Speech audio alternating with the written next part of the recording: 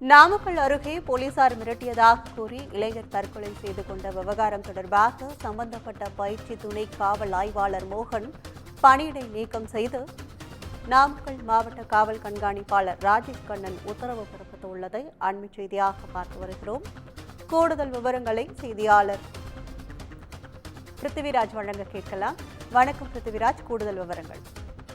வணக்கம். நாமக்கல் வேலங்கவுண்டம்பட்டி அடுத்துள்ள சப்ராமம் பகுதியைச் சேர்ந்த மணிகண்டன் இவர் தனியார் நிதி நிறுவனத்தில் பணிபுரிந்து வருகிறார். இந்த நிலையில் நேற்று இரவு பணி முடித்த பிறகு வீடு திரும்பும் போது வாகன சோதனையில் இருந்த போலீசார் இவரது வாகனத்தை தடுத்து நிறுத்தி சோதனை மேற்கொண்டுள்ளனர். அப்போது இவர் மது அருந்தியதாக கூறி அங்கு பணியில் இருந்த பயிற்சி எஸ்ஐ அவர்கள் மணிகண்டனை மிரட்டியதாகவும் தாக்கியதாகவும் கூறப்படுகிறது. இதில் மனமுடைந்த மணிகண்டன் வீட்டிற்கு சென்று தூக்கிட்டு தற்கொலை செய்து கொண்டுள்ளார். பின்னர் உறவினர்கள் தூக்கில் தொங்கியதை கண்ட மணிகண்டனை பார்த்து காவல் நிலையத்தில் புகார் கொடுத்தனர். இதையடுத்து நேற்று இரவு போலீசார் மது அருந்திவிட்டு சென்ற போது வாகன சோதனையில் என்னை தாக்கியதாக மன உளைச்சலுக்கு மணிகண்டன் தூக்கிட்டு தற்கொலை செய்ததாக உறவினர்கள் குற்றச்சாட்டு முன்வைத்தனர். இந்த நிலையில் உறவினர்கள் காவல் நிலையத்தில் முற்றுகையிட்டு போராட்டத்தில் ஈடுபட்டனர். இதனால் காவல் நிலையத்தில் பரபரப்பான சூழல் நிலவியது.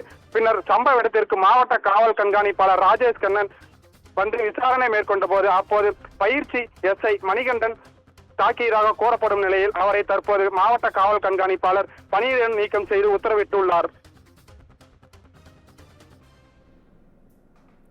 விவரங்களுக்கு நன்றி பிருத்திவிராஜ்.